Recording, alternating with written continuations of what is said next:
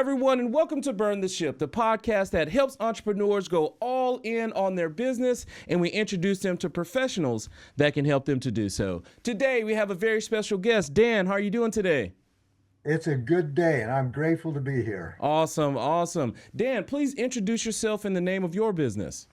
Hey, my name is Dan Vassilaros. Name of the business is Mindbridge Innovation because of where we started, but our product is OrthoBike, and we may migrate that name to OrthoBike eventually. Awesome, awesome. We look so forward to learning more about your bike and your business and everything that you're doing. But before we go there, we want to learn a little bit more about Dan's story. So we understand that time is one of our most valuable resources. So tell us a little bit about your story, Dan. My story. Well, tell you what, I grew up in the West, and I was born in Reno, Nevada, and I tease my mother saying, you had to stop at a gas station there along the way to the hospital, and you put that nickel into the slot machine, and you pulled the lever out, 3 lemons, and out I came. It was real easy. That's easy peasy. Yeah, exactly right. But 3 lemons, right? But Yes, anyway, yes, awesome. she doesn't like that. But anyway, no, I'm from the West generally, Uh-huh. but I spent a lot of time in various parts of the world as well. But I never knew what I really wanted to be or when I grew up. Mm-hmm. And so I got in. I was in college, and I was a rough framing carpenter. I built houses in the summer. I love that work. My mother married this guy who was a stone mason, so I learned how to tend hod for the masons, and they taught me how to lay stone. So I've laid a lot of stone. In fact, I helped him finish off Robert Redford's home up Oh, above Sundance ski resort a number of nice. years ago. Mm-hmm. That was a great experience meeting Bob and all that. But anyway, so I didn't know what I wanted to be. So I was in a music major, then I was a business major, and all that sort of thing until I end up finally married, and I got children. My wife says, "Is it really time for you to get out and be a provider?" Mm. Uh, okay.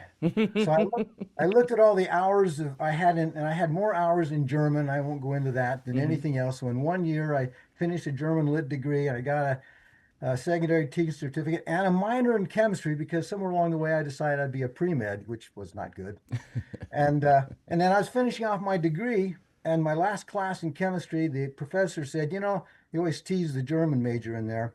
And he said, "I think you'd be a good graduate student in chemistry." And I go, "What? I have no idea what that is." So he brought me to his lab. He showed me what he was doing. He invited me to come to graduate school and get a PhD in chemistry. And I go, "I have no clue what that means." So Mm-hmm. he introduced me to it. I got into it. We had a real struggle saying, it's another 5 years because I don't have an undergraduate degree in chemistry. Oh my goodness. And my wife is not so happy about that. Neither are her parents, of course. And so we made the decision. Rocky Balboa and Apollo Creed really helped with that decision. Okay. Okay, I recognized I couldn't beat him, but I Mm-hmm. could go the distance. Nice, nice. So we did that for 5 years. I ended up with a PhD in organic analytical chemistry and started moving east, and eventually ended up in Allentown, PA, working as an analytical chemist in a lab Mm-hmm. for a major gases and chemicals corporation that's headquartered there, international. And I moved from there to another group where they did product development. That was new for me. That was a major pivot. You can see pivot, pivot, pivot, pivot, pivot. That's my middle name. It's Dan Pivot Vassilaros. I'm always pivoting. I Yes. encounter things. Oh, that's cool. Let's go do that. Mm-hmm. And so I'm now doing new product development, then and having a great experience with the sales guys, with people like me out around the country, and and it's phenomenal. And I'm doing developing new products in the lab that people like myself need. And then they sold that business, and I didn't have a job, but I'd been working on a new product for a guy from the director of the same division in Europe, Mm-hmm. a new product, and he invited me to commute to Brussels, be part of his group there in Brussels, Yeah. and go to work in the plants there, work with the vendors all over Europe. He'd give me a couple of R&D engineers to work with, and he wanted me to be responsible for this new product Mm-hmm. and be the global champ and make that happen everywhere in the world. Okay. Okay. I felt like Matt Damon. Okay. You talk. What's that movie? Mars or the Mars. Martian. Oh, okay. Okay. The With the Martian. potatoes I up felt there. like Matt Damon. Yeah. Like I did not speak French. I did not know operations. I didn't know any of these people. I didn't know anything. I just dropped. It's a little greener in Brussels, of course, than on Yes. Mars. Yes, that is true. That is a fact. Now, I do want to ask you, now you're doing something that's totally different than what you were doing before. It seems as if, when you moved into that product creation portion, how did you transition yourself into that? Because I know it was a lot of challenges because it wasn't what you've done before. Nothing I do is what I've done before. Mm-hmm. And I found out that my degree in chemistry plays no role except to open doors. Okay. Okay. And that's a very important learning point is your degrees and your past experience don't define who you are for the future. Mm-hmm. Mm-hmm. Very important concept that I've learned along the way.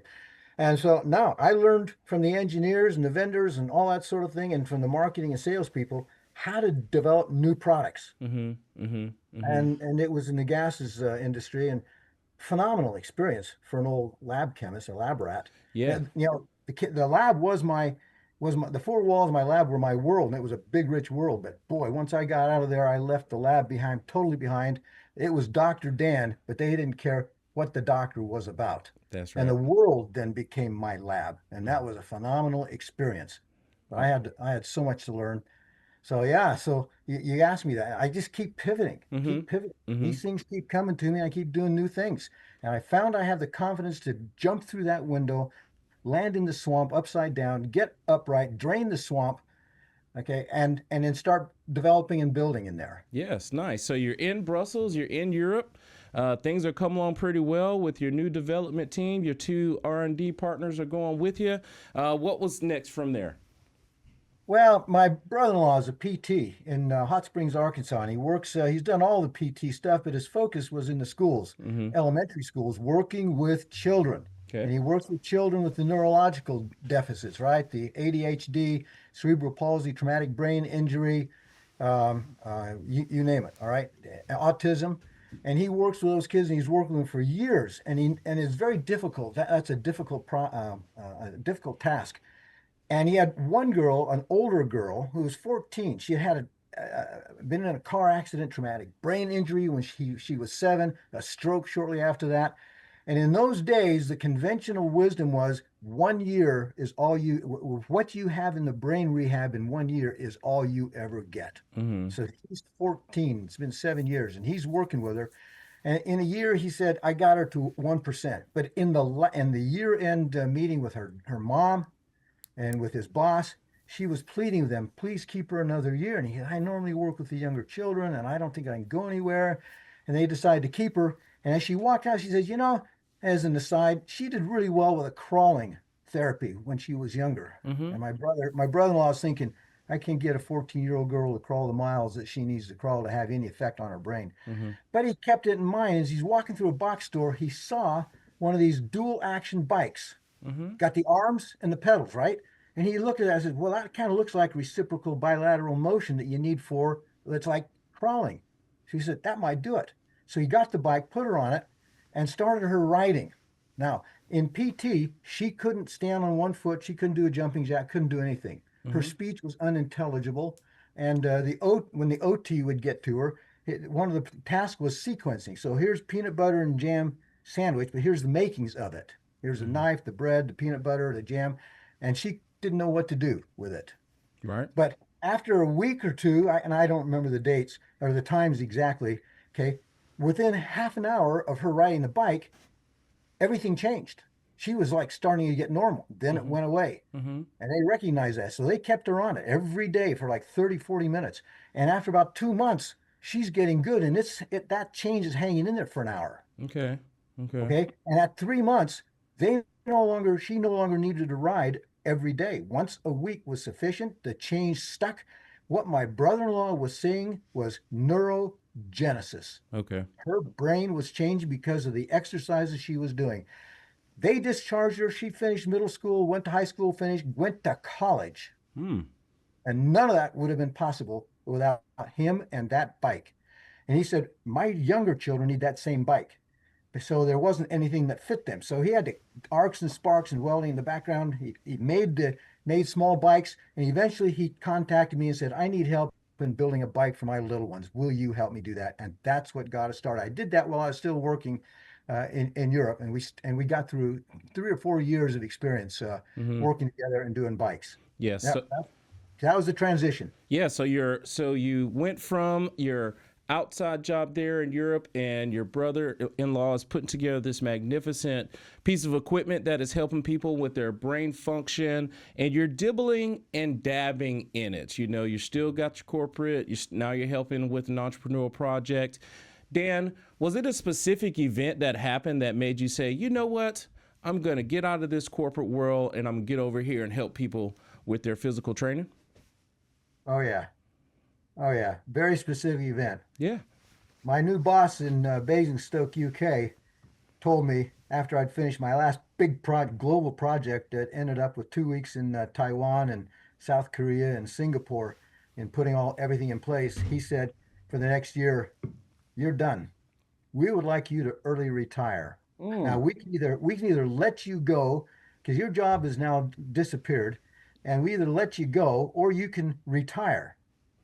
So I said, "Oh, okay, I'll retire." So we had big Yes. parties all over, and it was great. And I went, and I immediately, my brother-in-law had finally designed his own bike. A friend had built a couple of models out of heavy steel. He Hmm. sent that to me, and I retired from the corporate, and it was retirement that pushed me over the edge. And you ask about burning the ship. What ship did we burn?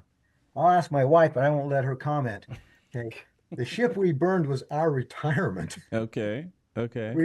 Our retirement funding, our retirement time, all the play time and everything like that, poof, went out the door. I retired into a challenging, vigorous opportunity. That was Okay.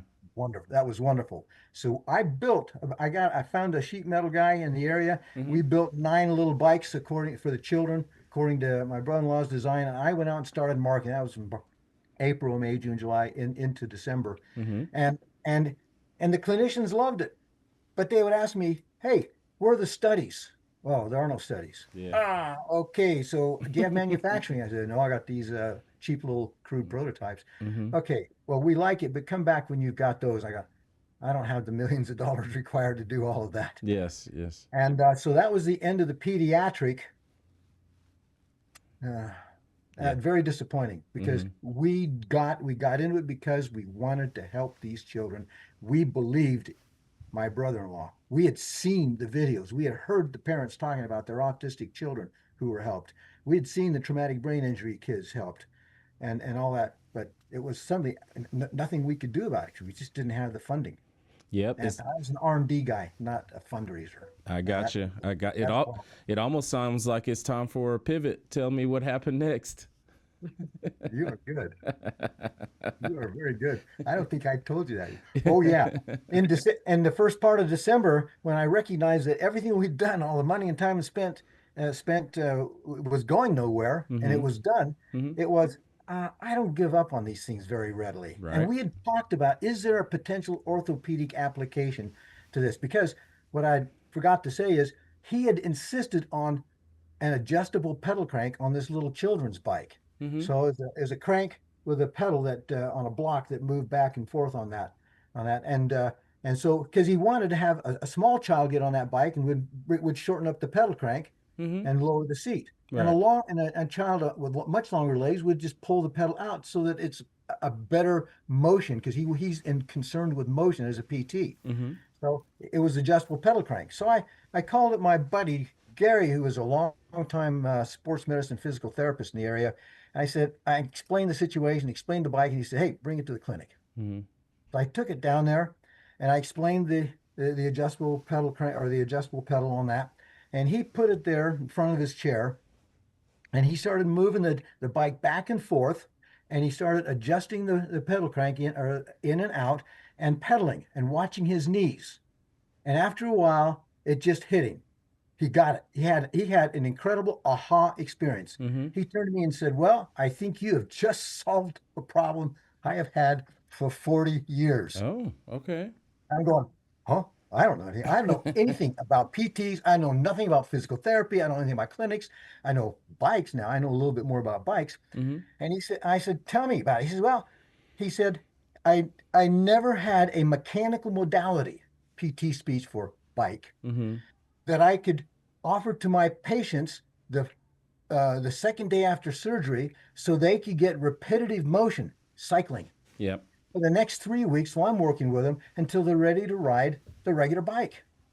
He said, I never had that. And I always knew I had a gap there, but I didn't know what to do. Mm-hmm. He's saying those things in my brain. The entrepreneur brain is going, oh, you have a gap. Well, if you have a gap, there's like 40,000 other PT businesses that have gaps. Oh, and there's like 1.5 million knee surgery patients every year who also have a gap. Ooh, this is big. All right. We might have something. Mm-hmm. So it was a great supporter all the way along. So that's how we made the pivot, major pivot. We went to orthopedic to Okay. see they don't need the studies. Mm-hmm. Mm-hmm. And bikes are already an important part of a PT clinic. Yeah. Yeah. You're just able to provide a new functionality inside of that solution. It seems like the adjustable, is that the key, is what you would say, the adjustable portion of it? Oh, absolutely. Okay. Okay. Absolutely, yes. The that adjustable pedal crank. Mm-hmm. Let me show you. Mm-hmm. So people think pedal crank. They don't even think about the length of the pedal crank. It just is what it is. That's what's on their bike. They Mm-hmm. adjust their bike so they can ride, and there it is. Okay. There's a Mm-hmm. fairly long pedal crank right there. Mm-hmm. Okay. You say it turns out that if you I didn't do this. But if you got somebody coming out of surgery and they've only got like 655 to 60 degrees of bend in their knee, Mm-hmm. and they don't want to bend it anyway Mm-hmm. because like, it's just been cut up and beat up, and they've doctors taking their leg apart, and nobody wants to bend that knee. Right. All right. So you get them on a bike like this with this long pedal crank, and they get to about here and they're done. Mm-hmm.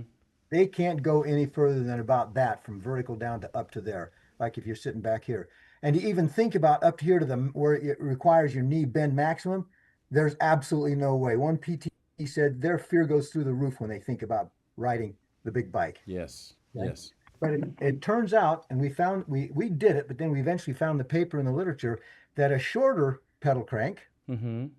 doesn't require as much flexion when you get up here. Mm-hmm. Flexion is knee bend. Mm-hmm. Mm-hmm. Doesn't require near as much. And so you can work with a shorter crank, and you can work at lower range of motion, lower flexion.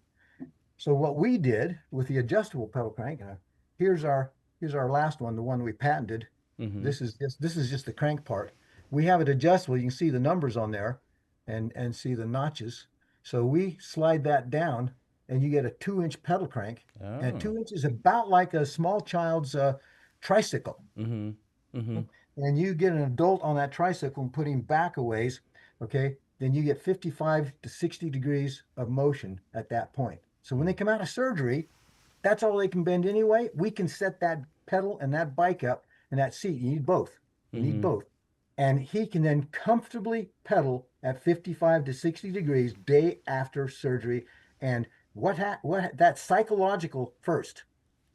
Okay. They see their knees going up in a familiar pattern, and they say, I get this. I'm a biker. I know what this means. I can do this now. I can do this later. Mm-hmm. The PTs have always told me that the first part of their work is the psychological, Right. is to get the patient over the fear of, can I put it in capital letters, pain? Mm-hmm. That Mm-hmm. is the major issue, is fear of pain. Mm-hmm. And people become non-compliant if they fear the pain. We've known lots of people like that. Right. All right. So that's what that does. That gets them moving right away, and they get it. Okay. You might know that old golf joke. I don't know if you golf. A little bit. I used to. Mm-hmm. And it is golf is 95% mental. Mm-hmm. Mm-hmm. Oh, and so is the other 5%. Yes. Yes. All That's a right. And fact. that's the way it was with PTs. It's like 95% psychological. And then most of the rest of it's psychological too, because as long as you work with them, the knee's going to take care of itself. They'll do the work on it and they'll be all right. So that is one of the major benefits of that bike, is getting people on early. Yes. Yes. All right. And the adjustable pedal crank, Mm-hmm. we found the science, some good papers written in the literature that nobody knows about. Mm-hmm. It says the length of the pedal crank and the distance between the seat and the bike, okay, determine the maximum pedaling flexion. Okay, when you're all the way back, what's that maximum? So you can start with a 2-inch pedal crank in a certain place, and you get that 55 to 60, you move the seat up, you get another 5 degrees, and that seat up another 5 degrees. You pull the pedals out, you get another 5 degrees and get another range. So with a short pedal crank, you go from 60 up to about 70 degrees. Second position, the 3-inch pedal crank, you get to 70 and on, and etc. And so it becomes a very systematic, progressive, and way of doing rehab. It doesn't hurt. When Hmm. you're finished at 50, at 60 degrees, you push that seat up. It's just a little stiff. It doesn't hurt. And you incrementally move through that. Then you move the seat up to the next position, and it's at 70 degrees. And it doesn't hurt. It's a little stiff, and you work through it forward and backward. You see what I'm saying? Hmm. Then you pull the pedals out and you get the next range. You keep doing it. And so it's magic. And it's Nice. phenomenal the way that's helped so many people. Awesome. Now, you've done a magnificent job of illustrating what you guys have created and who it can help those knee patients, the knee surgery patients. Now, who would you say is the ideal client for you guys? Do you go directly to the ortho portion, or do you go directly to consumer? Yes. Both. Yeah. Both. I love your perception. This is a Yes. sales guy and you Yes. showing up Yes. saying, Yes. "Yeah, where Yes. do you want to take this?" I say, Yes. "Absolutely, you're Yes. right on both Yes. cases." Okay. There are people out there who need this bike for the rest of their lives. Okay. Okay. Okay. You got people with arthrofibrosis. That's when the excess scar tissue forms inside the knee Mm-hmm. and locks it up. And there Yes. is no good medical solution. The bike has treated a lot of those folks, and Mm-hmm. there's no good otherwise medical solution. They need it now, and they need it for the rest of their lives. They're Okay. going to buy it. So Okay. we're going to go find out how to market directly to these folks. Okay. And then there's old folks like I'm starting to get to be. All right. Our knees start stiffening up and everything. We just need to ride. We need a recumbent bike. We need one that doesn't have that long pedal crank Mm-hmm. because I'm not comfortable with that anymore anyway. Okay. I work out on that bike behind me, and I work out at the shorter cranks because I don't need that 7-inch pedal crank any longer. I'm not a young athlete. I I was, understand. but no longer. You're just a little Long bit gone. more experienced athlete. Don't stop with all that old talk now. 'Cause Well, let's talk about the therapist, right? yes. So we've got 14 of these bikes. I built 17 of the prototypes during our development process, and this is Mm-hmm. the big clinic model, like behind me there. Mm-hmm. And and uh, and they bought them. They spent a huge chunk of change and bought these bikes, and it totally changed the way they do their therapy. And they've had it for, since 2013. Okay.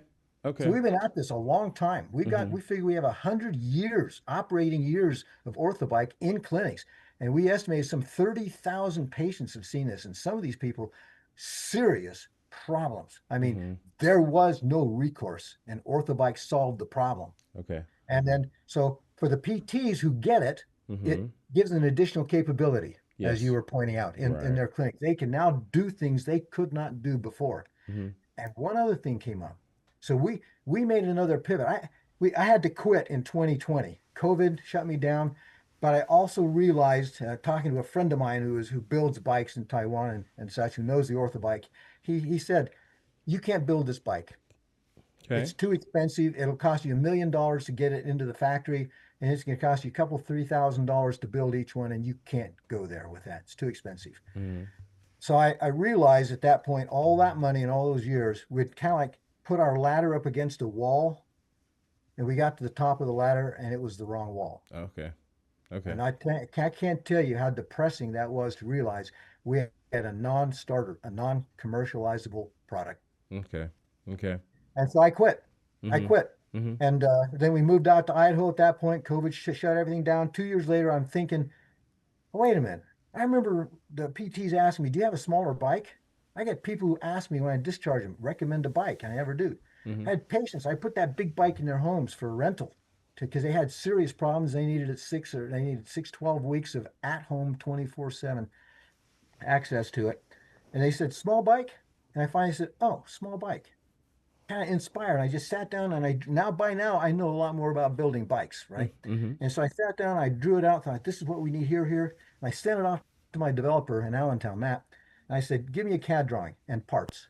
He wrote back, "Here's the CAD drawing." He says, "I love it." He said, "I only have one problem. Why didn't we do this first?" And every entrepreneur who does development of new products, Mm-hmm. is going to have to answer that question. Absolutely.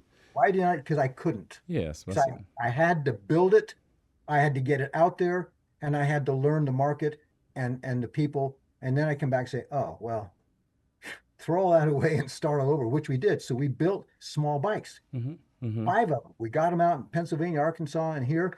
PTs are testing them. Patients are putting them in their truck and taking them home. And we learned, number one, PTs like it because it's small and we can make it a whole lot cheaper than that other thing. Mm-hmm. And number two, patients like it. So Okay. that's why that gives us an opportunity, right, to go direct marketing to the consumer, direct to consumer. Here's the other one. PTs can rent it to patients Mm-hmm. and generate a cash revenue source and help their patients at home. So we actually have three. I got two clinicians right now, one in Eastern PA and the other one in Arkansas, Mm-hmm. who are renting their bikes, the Okay. small ones, to Okay. patients. Hmm. Patients love it, and it's working well. So this is all new. We're working on it to Mm-hmm. see where it goes. But yes, to your question is absolutely yes. I don't know. We're going to work at getting and doing all of that. Yes. And Yes. that's my next major pivot, right? I got to go from I can build bikes to I got to go find money, so fundraising, and I got to go manufacturing, and I've got to go sell. Mm-hmm. So my last, I hope, major pivot. I don't know what I want to be when I grow up, but I Mm-hmm. can tell you what my last thing is going to be is selling ortho bikes. I got you. I got you. Hey, listen, there's nothing wrong with that. As you are building the business, like you mentioned, you have to get an MVP so you can get something started, the minimum viable product, so you can build from there, So, yeah, I didn't know years ago when we were building the big steel bikes. But, that's part of what you have to create something to figure it out. So you guys got that part figured out. You're trying to figure out how to get it going off the ground. And as you have been going through your journey, you have had school experience. I mean, you've had some overseas experience and now definitely some entrepreneurial experience. And want to ask you, if you can, please share with the audience some of those business skills or best practices that you have incorporated into your system that have had you some success that maybe they can add to their mix and get some success as well. Well, oh, absolutely. You can tell from the story that willingness to come to a dead end Mm-hmm. and say, I'm not supposed to die here. Mm-hmm. Mm-hmm. Pivot. Gotcha. Okay. A wind will blow from someplace. The wind that blew you into that corner is not the wind that will let you out. There'll be a whirlwind that'll come along and take you up in a direction you did not expect. Mm-hmm. Okay. Mm-hmm. Pivot. And associated with that is commitment. Okay. You got to be committed. You got to have tenacity, right? Mm-hmm. If this is a good idea and in your heart it's a good idea, you just got to keep going. Now this is a complex product, right? Mm-hmm. Not a little simple widget, but the idea is still the same. You got to be committed. And the other one is deep engagement with the customers. Okay. Okay. I knew nothing of physical therapy. Right now I know enough of therapy that I could probably go get part of a doctor of physical therapy because I've studied the literature, I've been taught by the therapists, and I've studied the patients. Mm-hmm. So deep engagement. And if it's something you don't know anything about, doesn't matter. Go in and learn. Yes. Okay. Yes. It's the Matt Damon, the Martian concept. Go learn Yes. and dive in there and be committed and learning all you can. I'd say those are major lessons for me that I think are good for everybody who's got to do something hard. Yes, thank you so much for sharing that. You got to commit to it, is what you're saying. Commit to it and learn about your product. You learn about your product, it helps you in many cases because you can speak more freely when you know what you're talking about, and you can help people to understand, which that's the most important thing. People just want to be understood, and therefore Yep. you can understand them because you know your product. So I definitely appreciate you sharing those nuggets. Now, I do want to take a second and step back from the journey. I want to step back from the business, and I want to talk about Dan a little bit. Let's just say this bike is just taking off like a wildfire. Time and money is not an issue at all. What is it that Dan would do in his spare time? I garden. Okay. I have grandchildren, now one great grandchild. Mm-hmm. I love being with them. And that's why we came out to Idaho. And the other thing is, I write. Okay. I've been writing journal and writing notes and things for 50 years. Mm-hmm. And I'm starting to pull some of that together, and I need the time to pull it together before my sons, after I die, say, too much, can't get through it, and they throw it all away. Oh my gosh. So I have a big project there to take care of. Okay. I've got to get all because there's some really, let me be humble. I think Mm-hmm. there's some really good stuff in there. Yes, yes. It is. It is. I say that to anyone that has had experiences in life. It is good stuff in there because it's something that others can learn from. So, yes, I'm confident there's good things in there. But I want to go back to the gardening because I do want people to understand, the reason why you do all of these things or so you can do some of this stuff that you like. Now, outside of potatoes, what do you like to grow the most in your garden? I love growing sweet peppers of all varieties Okay. and hot peppers of all varieties. Okay. I and I love growing tomatoes. Okay. And I harvest from my 4x4 squares of peppers. Mm-hmm. I'll get 150 or more beautiful bells of all Okay. colors, Okay. and the bananas and the Anaheims. And I just and I love peppers because they're beautiful. Mm-hmm. Mm-hmm. Okay, I love the colors and the beauty and the taste of them, and I love the plants. And when I have to pull them out at freeze time, I apologize to each one, and I express my gratitude to each little plant. Hey, listen, that's important to speak to the plants. They can hear you and they can feel Yeah, how you treat them. So I understand that. yeah, That's exactly right. 100% fact.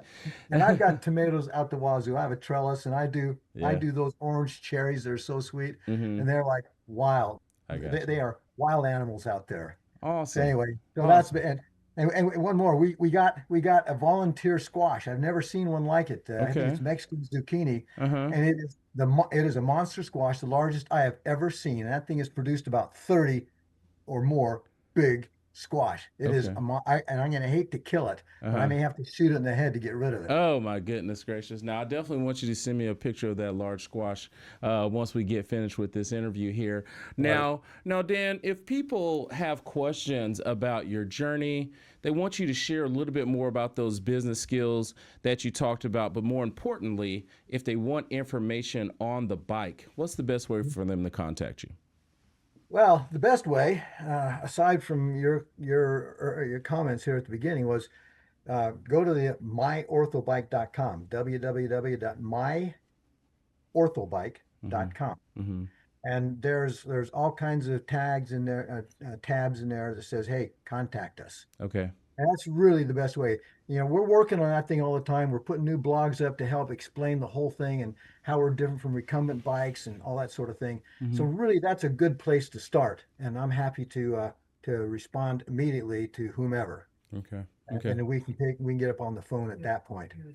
And Yeah. then yeah, yeah. Then LinkedIn as well, but LinkedIn for us here and now, I don't know if that's so important. But anyway, yeah, that's my suggestion is myorthobike.com.